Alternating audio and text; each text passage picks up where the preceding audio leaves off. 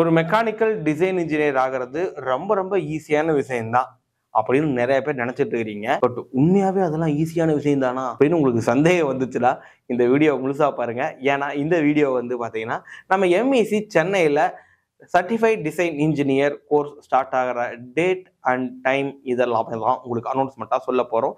அது மட்டும் இல்லாமல் இது என்னென்ன புது சேஞ்சஸ்லாம் நாங்கள் கொண்டு வந்திருக்கோம் அப்படிங்கிறதையும் சொல்ல போகிறோம். வெல்கம் ஃப்ரெண்ட்ஸ், உங்கள் கேகே ஃப்ரம் எம்இசி.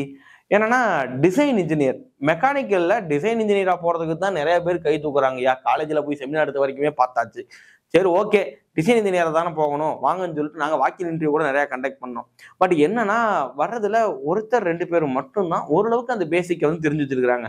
இவங்கெல்லாம் யாரு, எப்படி இவங்களுக்குலாம் இந்த மாதிரி பேசிக் ஃபர்முலாலாம் நல்லா தெரியுது அப்படின்னு அலசி பார்த்தா அவங்கெல்லாம் ஆல்ரெடி ஃபீல்டுக்குள்ள ஒர்க் பண்ணவங்க. நைஸ். பட் ஃப்ரெஷரா நிறைய பேர் ஆல்ரெடி ஒர்க் பண்ணவங்களும் சரி, என்னன்னா இந்த பேசிக் ஃபண்டமெண்டல் நாலேஜ் வந்து பார்த்தீங்கன்னா யாருக்குமே இல்லைங்கய்யா.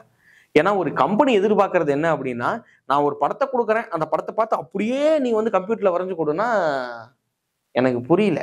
ஆனா அதான் படம் ஆல்ரெடி பேப்பர்ல வரைஞ்சிருக்குதுல்ல, இந்த படத்தை எப்படி பிரிண்ட் அவுட் எடுத்தீங்க, ஒரு சாஃப்ட்வேர்ல தான் வரைஞ்சிருப்பீங்க, அந்த சாஃப்ட்வேரோட சாஃப்ட் காப்பியை கொடுத்தா நான் இங்கே எடிட் பண்ணி கொடுத்துருவேன், இது கேட்டா திருப்பி வெறி சொல்றீங்க அப்படின்னு நீங்க யோசிக்கிறீங்களோ இல்லையான்னு தெரியாது.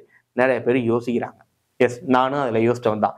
அப்போ உண்மையாவே இண்டஸ்ட்ரிக்குள்ள என்ன வேலை, அந்த இண்டஸ்ட்ரியில ஒரு டிசைன் இன்ஜினியரா போகணும்னா என்னென்ன ஸ்கில்ஸ்லாம் வேணும் அப்படிங்கிறத வந்து அலசி ஆராய்ச்சி நிறையா மாதங்கள், நிறையா கிட்டத்தட்ட 2.5 வருஷங்கள் ஆச்சு. இதெல்லாம் நாங்கள் ஆராய்ச்சி பண்ணி ஒரு ஒரு ஒரு சிங்க் பண்ணி ஒன்றை வந்து உருவாக்கியிருக்கோம். That is called our syllabus. அதுதான் வந்து சர்டிஃபைட் டிசைன் இன்ஜினியர் கோர்ஸாக வந்து பார்த்தீங்கன்னா இன்னைக்கு இருக்கு. இந்த சர்டிஃபைட் டிசைன் இன்ஜினியர் கோர்ஸில் வந்து பார்த்தீங்கன்னா சில சேஞ்சஸ் இருக்குது. என்னங்கிறது இந்த வீடியோட எண்டில் நான் சொல்கிறேன், கண்டிப்பாக பாருங்க.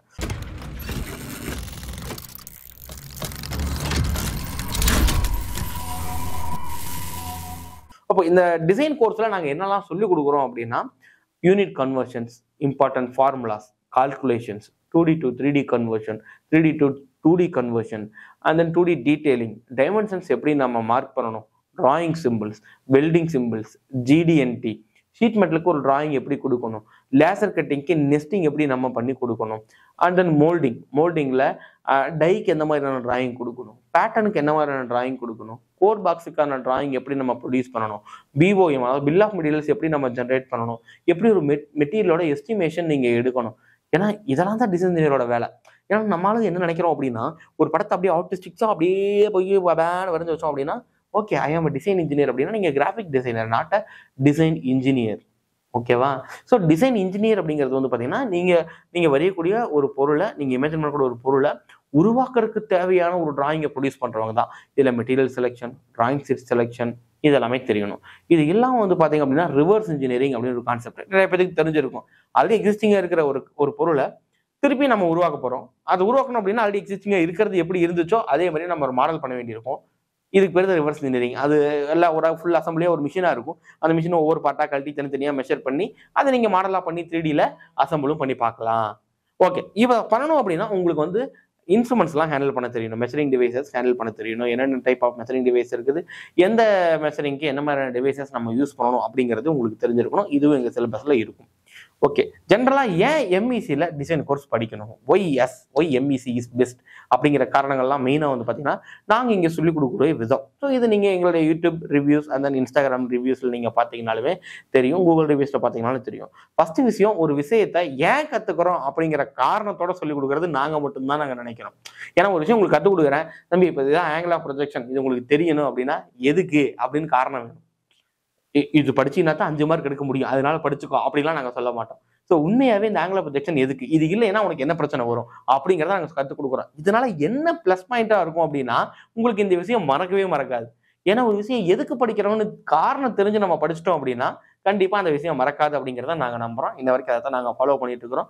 எனக்கு அந்த சில நிறைய விஷயங்கள் அப்படி தான் மறக்காமல் இருக்குது.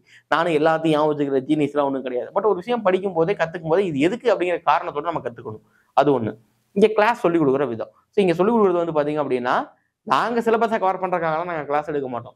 உங்களுக்கு அந்த விஷயத்தை புரிய வைக்கிறதுக்காக மட்டும் தான் நாங்கள் கிளாஸ் எடுக்கிறோம். ஸோ உங்களுக்கு எத்தனை டைம் புரியலைன்னாலும் உங்களுக்கு தெளிவாக அந்த விஷயத்தை புரிய வச்சு செய்ய வைக்கிறோம். அதேமாரி நாங்கள் வந்து பார்த்தீங்கன்னா டீச்சிங் பண்ணல, டீச்சிங் சத்தியமாக பண்ண மாட்டோம், பட் ட்ரைனிங் கொடுப்போம். ஸோ ட்ரைனிங்க்கும் டீச்சிங்க்கும் நிறைய வித்தியாசம் இருக்குது. உதாரணத்துக்கு நீங்கள் ஒரு ஜிம்முக்கு போகிறீங்க, ஜிம்மில் வந்து பார்த்தீங்கன்னா ட்ரெயினர் இருப்பார், டீச்சிங் இருக்க மாட்டாங்க, ட்ரெயினர் இருப்பார். அந்த ஜிம் ட்ரெயினர் உங்களுக்கு என்ன சொல்லிக் கொடுப்பாரு, த்ரெட்மில்ல எப்படி ஓடணும் அப்படிங்கிறத அவரு கூட செஞ்சு காட்டுவார். சம்டைம்ஸ் இல்லை வெயிட் லிஃப்ட் எப்படி பண்ணணும் செஞ்சு காட்டுவார். செஞ்சு காட்டினதுக்கு அப்புறமா இப்படி தப்பா பண்ணணும், ஓகே சிலபஸ் முடிஞ்சிச்சு அப்படின்னு தாட்டி விட்டுருவாரா, அதே விஷயத்த உங்களை செய்ய வைப்பார். எஸ், அதே தான் இங்கே நாங்களும் பண்றோம். ஸோ ஒரு விஷயம் உங்களுக்கு நாங்கள் சொல்லிக் கொடுக்குறோம் அப்படின்னா அதை நீங்க உண்மையாவே நீங்களும் செய்யணும். எஸ், அதுதான் ட்ரெயினரோட வேலை. இங்கே நாங்கள் கொடுக்கறது வந்து ட்ரைனிங் தான். அடுத்து ஜாப் பிளேஸ்மெண்ட். ஸோ எம்இசி பொறுத்தளவுக்கு ஜாப் பிளேஸ்மெண்ட்டை பற்றி எதுவும் பெருசாக சொல்ல தேவையில்லைன்னு நான் நினைக்கிறேன். ஏன்னா ஆல்ரெடி நிறைய பேருக்கு தெரியும், பார்த்துக்கிட்டு இருக்கிறீங்க. Job placement not only in MEC, வேலை வாங்குறது ஒரு பெரிய விஷயமே கிடையாதுங்கிறத ரொம்ப வருஷமா நாங்கள் சொல்லிக்கிட்டு இருக்கோம். ஏன்னா வேலைலாம் நிறையா இருக்குது. அது எப்படி தேடணும், எங்கே தேடணும் அப்படிங்கிறது தான் நிறைய பேருக்கு தெரியல. அதையும் நாங்கள் சொல்லி கொடுத்துக்கிட்டு தான் இருக்கிறோம். ப்ளஸ் எம்இசியில் வந்து பார்த்தீங்கன்னா வேலை இல்லை அப்படிங்கிற ஒரு ஆப்ஷனே இருக்கவே இருக்காது. அதனால நீங்க வேலையை பத்தி ஒரி பண்ணிக்கவே வேண்டாம். வெளியூர்ல இருந்து வர்றீங்க அப்படின்னா அகாமடேஷன் தேடி நீங்க எங்கேயும் போக வேண்டாம். ஸோ அகாமடேஷன் உங்களுக்கு இங்கேயே அவைலபிள் இருக்கு, நாங்களே ஃப்ரீயா ப்ரொவைட் பண்றோம். பிளஸ் மதியானம் லஞ்சும் ப்ரொவைட் பண்ணிடுறோம். ஓகே, இதெல்லாம் தான். So what is the changes, what is the மாற்றங்கள் இன் சிடிஇ அப்படின்னு யோசிச்சு பார்த்தீங்கன்னா, நிறைய பேர் நிறைய ரிவ்யூஸ், நிறைய வீடியோஸ், அந்த பசங்க நேரில் சொன்னது இது எல்லாத்தையும் கருத்துல வச்சு நாங்கள் என்ன பண்ணிட்டோம் அப்படின்னா, டியூரேஷன் எம்இசியில் design course, certified design engineer கோர்ஸோடைய டியூரேஷனை சேஞ்ச் பண்ணிட்டோம். 30 நாள் இருந்ததை 10 நாளாக மாற்றிட்டோம். நல்லா இருக்குல்ல கேட்குறீங்க? அப்படிலாம் பண்ணல. ஸோ என்ன பண்ணோம், ஒரு 10 நாள் எக்ஸ்டெண்ட் பண்ணிட்டோம். ஸோ டோட்டலாக வந்து ஒரு 40 நாள் இப்போ கோர்ஸுடைய டியூரேஷன். 30 நாள் கிடையாது, 40 நாள். ஸோ 40 நாளும் ஃபுல் டே கிளாஸ் இருக்கும். மார்னிங் 10 o'clock ஸ்டார்ட் பண்ணிச்சுன்னா ஈவினிங் 6 மணி வரைக்கும் இருக்கும். இண்டஸ்ட்ரியல் விசிட், 2 இண்டஸ்ட்ரியல் விசிட் நாங்கள் கூட்டிகிட்டு போகிறோம். ப்ராக்டிக்கல் ஓரியன்டான ட்ரைனிங் இருக்கும். ஸோ ட்ரைனிங் மாடியூல்ஸ் நிறைய அப்டேட்ஸ் பண்ணிட்டு இருக்கோம். இன்னும் சின்ன சின்னதாக உங்களுக்கு எப்படி ஈஸியாக சொல்லிக் கொடுக்கணும் அப்படிங்கிறதாலும் நாங்கள் வந்து பார்த்தீங்கன்னா ஒவ்வொன்றா இம்ப்ளிமெண்ட் பண்ணிக்கிட்டு இருக்கிறோம். ஸோ இதெல்லாமே வந்திருக்கக்கூடிய சேஞ்சஸ். சரி, டியூரேஷனை சேஞ்ச் பண்ணால் போதுமா அப்படின்னா ஃபீஸையும் சேஞ்ச் பண்ணியிருக்கோம். எஸ், ஃபீஸ் வந்து பார்த்தீங்க அப்படின்னா 60,000 ரூபா. செம்மையாக இருக்குல்ல? சும்மாவே வந்து பார்த்தீங்கன்னா நீங்கள் ஃபீஸ் ஓவராக வாங்குறீங்க, கபிலன் மணி மைண்டட் அப்படின்லாம் வந்து ட்ரெய்லரில் போட்டு சாவடிக்கிறாங்க. ஸோ இது வந்து பார்த்தீங்க அப்படின்னா கோர்ஸ் டியூரேஷன் எக்ஸ்டெண்ட் ஆகும்போது அதுக்கான செலவுகளும் எக்ஸ்டெண்ட் ஆகத்தான் செய்யும். அதனால தான் ஃபீஸ் வந்து 60,000 நாங்கள் ஃபிக்ஸ் பண்ணியிருக்கோம். ஓகே சார், நீங்கள் ஏதாவது ஆஃபர் கொடுப்பீங்களா 60,000 ரூபாய்க்கு அப்படின்னா? உங்களுக்கே தெரியும் எம்இசி எப்பவுமே ஆஃபருங்கிற பேச்சுக்கே போகாது. பட் இருந்தாலும் ஒரு கன்சிடரேஷன் ஒன்று பண்ணியிருக்கோம். என்ன கன்சிடரேஷன் அப்படின்னா, இப்போ நம்ம சென்னையில் வந்து பார்த்தீங்க அப்படின்னா டிசைன் கோர்ஸோடைய பேட்ச் வர 25ஆம் தேதி ஸ்டார்ட் ஆகுதுங்க ஐயா. இந்த கோர்ஸுக்கு 20ஆம் தேதிக்குள்ள நீங்கள் ரிஜிஸ்ட்ரேஷன் பண்ணி ஆன்லைனில் ஃபீஸும் நீங்கள் பே பண்ணிட்டீங்கன்னா, ஆன்லைனில் 20,000 ரூபா ஃபீஸ் பே பண்ணிட்டீங்க அப்படின்னா உங்களுடைய ஃபீஸ் 50,000 ரூபாயா தான் இருக்கும். இல்லை சார் நான் நேரில் வந்து தான் பே பண்ண முடியும் அப்படின்னா இந்த 20ஆம் தேதிக்குள்ளே நேரில் வந்து நீங்கள் பே பண்ணிக்கங்க. பட் கோர்ஸ் ஜாயின் பண்ண வரும்போது நீங்கள் வந்து பே பண்ணுறீங்க அப்படின்னா உங்களுக்கு அப்போ இருந்து ஃபீஸ் 60,000 ரூபா தான் இருக்கும். எஸ், அவ்வளோதான். வேற என்ன மாற்றங்கள் ஒன்றும் இல்லை. வேற ஏதாவது டவுட்ஸ் இருந்துச்சுன்னா கால் பண்ணுங்க. இல்லை இந்த கோர்ஸ் பற்றி மேலும் தெரிஞ்சுக்கணும் அப்படின்னா கீழே என்கொயரி பண்ணுறதுக்கான ஒரு லிங்க் வச்சிருக்கோம். அந்த லிங்க்ல போய் டீடைல்ஸ் ஃபில் பண்ணுங்க. நாங்களே உங்களுக்கு கால் பண்ணி என்கொயரி டீடைல்ஸையும் நாங்கள் சொல்கிறேன். வாட்ஸ்அப் நம்பர் இருக்கும், வாட்ஸ்அப்பில் அவைலபிளாக தான் இருப்பேன். ஸோ மெசேஜ் பண்ணுங்க. முடிஞ்ச அளவுக்கு சீக்கிரமாக ரிப்ளை பண்ணுறதுக்கு நானும் முயற்சி பண்ணுறேன். Thank you so much.